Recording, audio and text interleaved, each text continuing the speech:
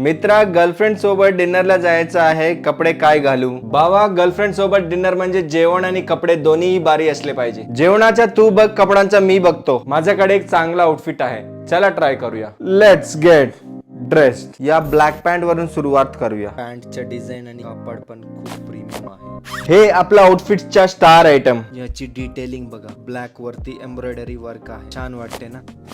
Black and black खूप छान दिसते. स्लीव्स फोल्ड करून इन्सर्ट केलं तर नेक्स्ट लेवल कॉन्फिडन्स येईल. आता ऍक्सेसरीज, वन सिल्वर चेन,